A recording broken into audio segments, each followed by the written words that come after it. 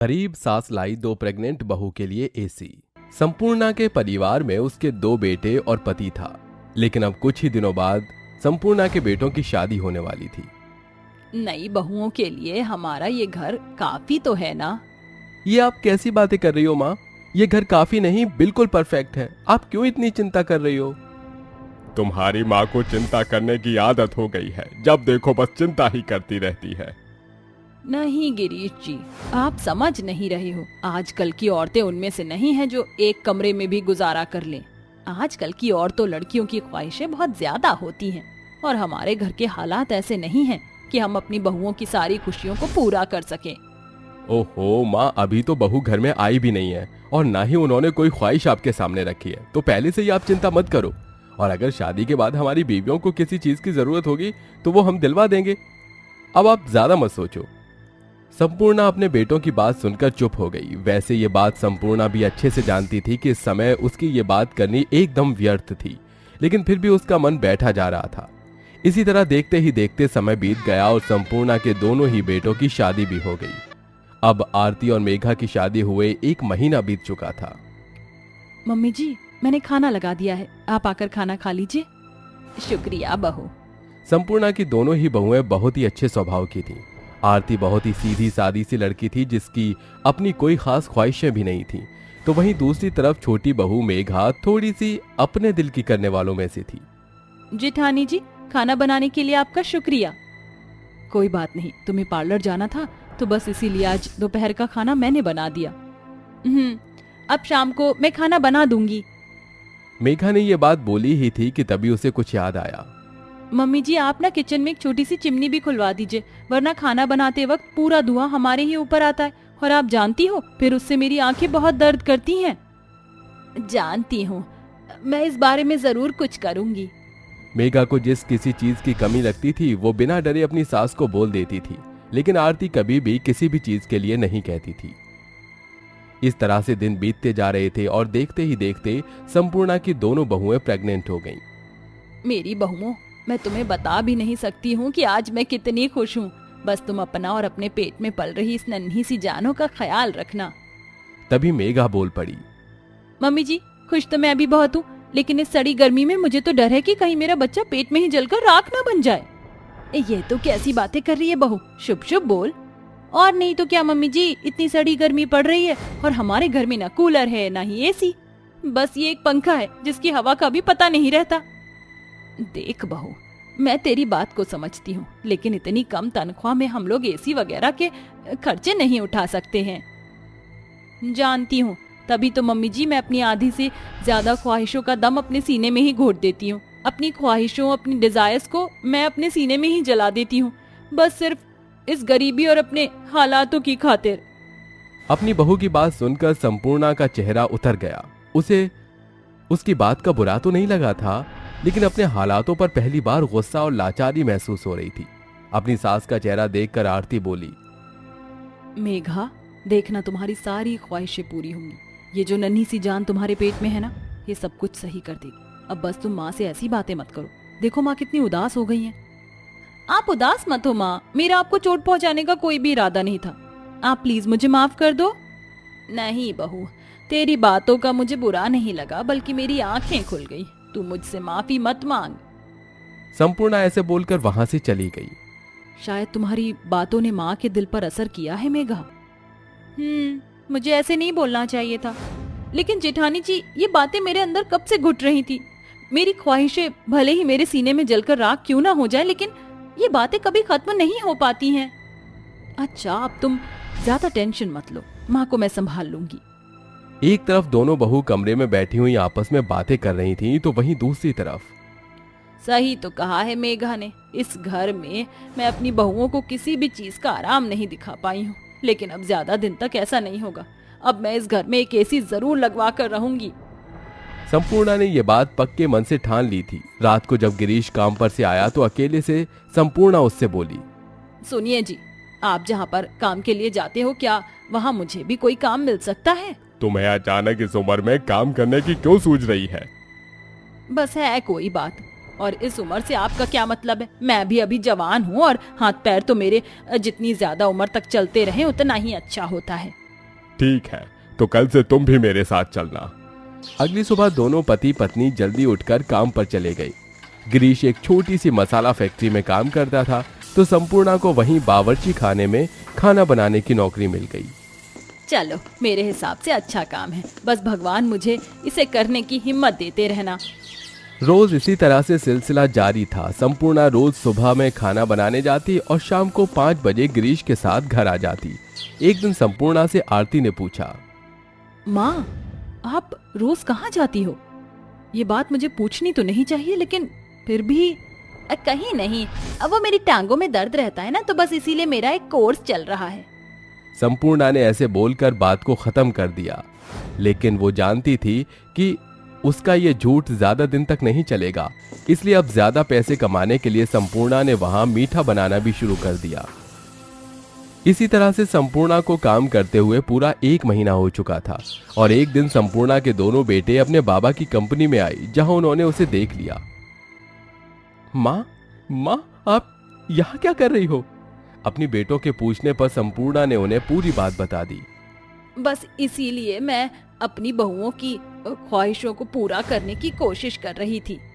माँ, आप हमें बोल देती, चलो अब आप यहाँ काम नहीं करोगी। संपूर्णा ने उसे समझाने की बहुत कोशिश की, लेकिन वो नहीं माना। तब वो बोली, अच्छा ठीक है, लेकिन तुम मेरी पहली कमाई से अभी लोन पर एक एसी लेते हुए चलना। बाकी के पैसे चाहे तुम लोग भर देना, लेकिन इसी में मेरी खुशी है। तुम अभी ये पैसे लेकर एक एसी खरीद लेना। संपूर्णा ने बुढ़ापे में भी मेहनत करके आखिर अपनी बहुओं के लिए एसी खरीद ही लिया। उसे लेकर जब वो घर गई तो सभी बहुत खुश हुए। मेघा की आंखों में तो आंसू तक आ गए। मैं बहुत बुरी हूँ, मेरी वजह से मेरी बूढ़ी सास को इतनी मेहनत करनी पड़ी। बिल्कुल नहीं बहू, तू ज्यादा मत सोच, बल्कि तेरी इस ख्वाहिश ने हम सभी को एक एसी का आराम दिखाया है और तू माफी मांग रही है। चलो ये सारी बातें छोड़ो और सभी आकर इसकी ठंडी हवा का मजा लो। पूरा परिवार उस रात एसी की ठंडी हवा में आराम से सोया। संपूर्णा ने अपने बुढ़ापे में भी वो कर दिखाया था जो लोग जवानी में भी नहीं कर पाते हैं, और अब सभी खुशी खुशी रहने लगे। कौशल्या अपने बेटे अनुराग की शादी गांव की सीधी साधी लड़की सांवरी के साथ करके उसे बहू बनाकर घर ले आती है। सांवरी बहू, इस कलश को अपने दाहिने पैर से गिराकर गृह प्रवेश कर। गृह प्रवेश करके सांवरी अंदर आ जाती है, मगर सांवरी के काले रंग से चिढ़कर अनुराग कहता है, माँ, दुनिया में सुंदर लड़कियां हड़ताल पर गई थी क्या? हाँ, जो आपने मेरी शादी इस काली कलूटी से करा दी? ऐसा नहीं कहते अनुराग बेटा, सांवरी तेरे पिता के दोस्त मोहन की बेटी है और ये अच्छी है, तू इसे एक मौका तो दे। इसके बाद अनुराग सांवरी के साथ कमरे में चला जाता है और सांवरी के साथ अपनी सुहागरात मनाता है। और उस लम्हे के बाद सांवरी की आंखों में खुशी के आंसू भर आते हैं और वो कहती है, अनुराग, मुझे लगता था कहीं मेरे काले रंग के कारण तुम मुझे ठुकरा दोगे, मगर तुमने मुझे अपनी पत्नी का दर्जा दिया। ओह गॉड, एक तो ये गर्मी और ऊपर से एक कैपुचिनो फेविकोल की तरह मुझसे चिपक गई है। अब हाँ सांवरी, एक्चुअली मुझे ना नींद आ रही है, चलो सो जाते हैं अब। अगली सुबह अनुराग दफ्तर चला जाता है, जहां उसका दोस्त रोनित कहता है, और साले कैसी रही तेरी सुहागरात? अबे मत पूछ यार, सोचा था दूध जैसी गोरी चिट्टी बीवी मिलेगी, मगर चायपत्ती का बगान गले पड़ गया है। तेरे साथ तो बुरा प्रैंक हो गया भाई। फिर तो तूने सुहागरात पर सिक्सर तो दूर चौका छक्का भी नहीं मारा होगा। ऐसा नहीं है, माना कि वो काली कलूटी मेरी बीवी कहलाने के लायक नहीं है, मगर दिल बहलाने के लिए बुरी भी नहीं है।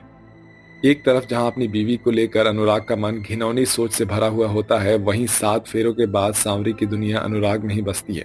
सांवरी अपने गरीब ससुराल में ढल जाती है और घर संभालने के साथ अपनी सास की खूब सेवा करती है। तभी एक दिन मनोरमा मिठाई का डब्बा लेकर कौशल्या को जलाने आती है। ये ले कौशल्या, मुंह मीठा कर। अरे मनोरमा, ये मिठाई किस खुशी में खिला रही है? तुझे पता नहीं क्या, मेरे बेटे की शादी बड़े ही ऊंचे खानदान में हुई है और मेरी बहू भर भर कर दहेज लाई है। तेरे घर में तो बड़ी गर्मी हो रही है, चल एक गिलास पानी पिला दे, या फिर रहने ही दे, क्योंकि मनोरमा ने मटके का पानी पीना छोड़ दिया है और तेरे घर में फ्रिज तो है नहीं, क्योंकि तेरी बहू दहेज में कुछ तो लाई ही नहीं। मनोरमा बेचारी काली बहू की बहुत बेइज्जती करती है और कौशल्या के घर फ्रिज ना होने का तीखा ताना देकर उसकी गरीबी की हंसी उड़ाकर वहां से चली जाती है, जिससे कौशल्या के मन में अपनी काली बहू के लिए खटास भर जाती है।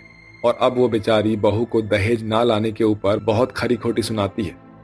मेरे ही कर्म फूटे थे जो मैंने तुझ जैसी काली कलूटी को बिना दान दहेज के अपने घर की बहू बना लिया। एक चवन्नी भी नहीं लेकर आई तू। इसी तरह वक्त गुजरता जाता है और सांवरी एक बेटी को जन्म देती है और उसका नाम रानी रखती है। देखते ही देखते 5 साल बीत जाते हैं। तभी अनुराग की एमएनसी कंपनी में गोरी सुंदर डॉली मैनेजर बनकर आती है। अनुराग, देखना कंपनी में क्या मक्खन माल आई है। मेरा तो मन कर रहा है कि ये गाना गाऊं। तू चीज बड़ी है मस्त मस्त, हाय हाय हाय हाय, तू चीज बड़ी है मस्त। अबे चुप हो जा, अगर मैनेजर ने तेरी बात सुन ली ना तो सैंडल पड़ेगी। पहली नजर में अनुराग डॉली को अपना दिल दे देता है और उसके सामने इंप्रेशन जमाता है, जिसके बाद दोनों हर रोज लेट नाइट तक चैट करते हैं और लंच पर बाहर जाते हैं और आखिर में अनुराग डॉली से शादी कर लेता है और डॉली खूब सारा दहेज लेकर सौतन बनकर काली बहू के ससुराल में आ जाती है। अनुराग, ये सब क्या है? तुमने शादी कर ली? हे यू मिस टोरंटो, ज्यादा ड्रामा क्वीन बनने की जरूरत नहीं। और वैसे भी जिसकी पत्नी तुम जैसे काली कलूटी हो तो पति तो बोर होगा ही। अनुराग, शी इज माई सासू मॉम, राइट? हाँ हाँ बहू, मैं ही तेरी सास हूँ। अरे तूने तो मेरा दिल खुश कर दिया है। अनुराग, एकदम चांद के टुकड़े जैसी बहू लाया है तू। माँ जी, मुझे तो लगा था आप भी कोई मेलो ड्रामा करोगी, मगर आप तो समझदार निकली माँ जी। ये मेरे दहेज का सामान है, आप देख लीजिए। एसी मैं अपने कमरे में लगवा रही हूँ, बाकी फ्रिज आप किचन में सेट करवा लीजिए, क्योंकि मुझे चिल्ड पानी चाहिए होता है। मुझे गरीबों की तरह गर्मियों में गर्म पानी पीकर गुजारा करने की आदत नहीं। घमंडी सौतन काली बहू के गरीब ससुराल को गरीब होने का ताना कसकर कमरे में चली जाती है और सास और पति से धोखा खाने के बाद काली बहू फूट फूट कर रोती है। हे भगवान, ये सब मेरे साथ ही क्यों हुआ? एक दहेज के लिए सासू माँ और मेरे पति ने मेरे साथ दगाबाजी की और मैं देख न सकी। माँ मत रो माँ, चुप हो जाओ। ऐसा कहकर मासूम रानी अपनी माँ के आंसू पोंछती है। ऐसे ही दिन गुजरते हैं, इसलिए कि डॉली अपने साथ दहेज में महंगा फ्रिज लाई होती है। कौशल्या और अनुराग गोरी सौतन की चमचागिरी करते हैं और काली बहू से सुबह शाम रात ढलने तक नौकरों की तरह काम करवाते हैं। तभी एक शाम डॉली मॉल से ढेर सारी चॉकलेट, पेस्ट्री, आइसक्रीम लाकर फ्रिज में रख देती है और रानी ललचाई आंखों से ये देख लेती है और डॉली के जाते ही वो फ्रिज खोलती है। अरे वाह, यहाँ पर कितनी सारी आइसक्रीम, कोल्ड ड्रिंक, चॉकलेट और पेस्ट्री भी है। आज तो मैं पेट भर कर खाऊंगी। रानी जैसे ही पेस्ट्री उठाने के लिए हाथ बढ़ाती है, तभी गोरी घमंडी सौतन उसे जोरदार चाटा मारकर बेचारी बच्ची के बाल खींचकर उस पर चीख पड़ती है। क्यों रे चोटन, चोरी करती है? तेरी हिम्मत कैसे हुई अपने कोयले जैसे हाथों से मेरे महंगे फ्रिज को गंदा करने की? मुझे छोड़ दो, मैंने चोरी नहीं की है। मेरे बाल दुख रहे हैं, मुझे छोड़ दो माँ, बचाओ। आवाज सुनकर सांवरी काम छोड़कर किचन में आती है। तभी मासूम रानी आंसू भरी आंखों से भागकर अपनी माँ के गले लग जाती है। अरे शर्म नहीं आती तुम्हें, एक छोटी सी बच्ची पर ऐसे अत्याचार करते हुए? अरे ओ ब्लैक टी, ज्यादा बड़बड़ करोगी ना तो सासू माँ और अनुराग से कहकर तेरी खाल खिंचवा दूंगी। आइंदा तुम दोनों काली कलूटी माँ बेटी मेरे फ्रिज के इर्द गिर्द भटकते दिखना भी मत। ऐसे ही दिन गुजरते जाते हैं, जिसके बाद बेहिसाब गर्मी पड़ने लगती है। ऐसे ही सांवरी खाना बनाकर अपने ससुराल वालों को खाना खिला देती है, मगर जैसे ही वो खाना खाने बैठती है तो उसकी सौतन उसे कामों में उलझा देती है और उन्हीं कामों में शाम ढल जाती है, जिसकी वजह से खाना खराब हो जाता है और बेचारी बहू को भूखा रहना पड़ता है। माँ जी देखिए, आपकी काली कलूटी बहू ने क्या करामात की है, इतना सारा खाना बर्बाद कर दिया। क्यों रही काली करम जली, ये राशन क्या फ्री फोकट में आता है जो ऐसे बर्बाद कर रही है? माँ जी इसमें मेरी क्या गलती है? अब गर्मियाँ इतनी पड़ रही है, खाना तो खराब होगा ही। अरे घर में फ्रिज तो है, खाना वहाँ क्यों नहीं रखा? क्योंकि डॉली ने मुझे अपना फ्रिज छूने से मना किया है। ये झूठ बोल रही है माँ जी। सच तो ये है कि ये मुझसे जलती है और ये चाहती ही नहीं कि इस घर की तरक्की हो। डॉली की भड़काऊ बातों में आकर कौशल्या काली बहू को मार पीट कर उसकी बच्ची के साथ उसे घर से बाहर निकाल देती है। दादी माँ, हमें घर से मत निकालो, हम कहाँ जाएंगे? अरे जहन्नुम में जाओ या फिर किसी नदी नाले में जाकर डूब मरो। काली बहू के घर से निकलने के बाद डॉली सारा काम अपनी सास के सर पर थोप देती है। माँ जी शाम हो गई है, जाइए जाकर खाना बनाइए। मगर डॉली बहू, तेरे रहते मैं क्यों खाना बनाऊं? तो आप क्या चाहती हैं सासू माँ, मैं इस भरी गर्मी में खाना बनाऊं? मुझे क्या पागल कुत्ते ने काटा है? अब खड़ी खड़ी मेरा मुंह क्या देख रही है?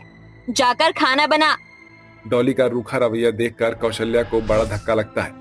ऐसे ही दिन गुजरता है और डॉली अपनी सास पर बहुत जुल्म ढाती है और एक दिन अपने बिगड़ैल दोस्तों को घर बुलाकर पार्टी करती है। सासू मॉम, जल्दी से फ्रिज से आइस क्यूब ले आइए और मुझे और मेरे सारे दोस्तों को ड्रिंक सर्व कीजिए। बहू, मैं तेरी सास हूँ, फिर तू क्यों मुझे अपने दोस्तों के सामने शर्मिंदा कर रही है? क्यों री लालची बुढ़िया, आज अचानक तेरे अंदर खुददारी कैसे जाग गई? जिस दिन मैं भर भर कर दहेज लाई थी तब तू मेरी दुम छल्ली बनकर घूम रही थी। डॉली की सारी बातें दरवाजे पर खड़ा अनुराग सुन लेता है और अंदर आकर कहता है, डॉली, मुझे तुमसे ये उम्मीद नहीं थी कि तुम मेरी माँ के साथ ऐसा करोगे। सारी गलती मेरी ही है। मैंने अपनी देवी जैसी पत्नी का दिल दुखाकर तुमसे शादी की। आज मुझे खुद से घिन आ रही है कि मैं तुम जैसी घटिया और घमंडी औरत से शादी करके गलत फंस गया हूँ। चली जाओ मेरी जिंदगी से, मैं तुम्हारी शक्ल देखना भी पसंद नहीं करता हूँ। मुझे भी पतिव्रता पत्नी बनने का कोई शौक नहीं। जा रही हूँ तुम्हारी जिंदगी से, सड़ते रहना सारी जिंदगी इस गरीबी में। इसके बाद डॉली अपने साथ दहेज में लाया फ्रिज और सब कुछ लेकर चली जाती है और अनुराग सांवरी को घर ले आता है। अनुराग, तुम यहाँ अब क्या लेने आए हो? अपने गुनाहों के लिए माफी मांगता हूँ मैं तुमसे सांवरी, मुझसे भूल हो गई है, मैं बहक गया था। इसलिए कि तुम मर्द हो, तुम बहक गए और मेरी सौतन ले आए। मुझे माफ कर दो सांवरी, अब दोबारा कभी ऐसी गलती नहीं करूंगा। घर चलो प्लीज। अनुराग को अपनी गलती पर पछतावा करता देखकर सांवरी का दिल पिघल जाता है और वो अपने ससुराल लौट आती है और सब कुछ भूलकर नई शुरुआत करती है।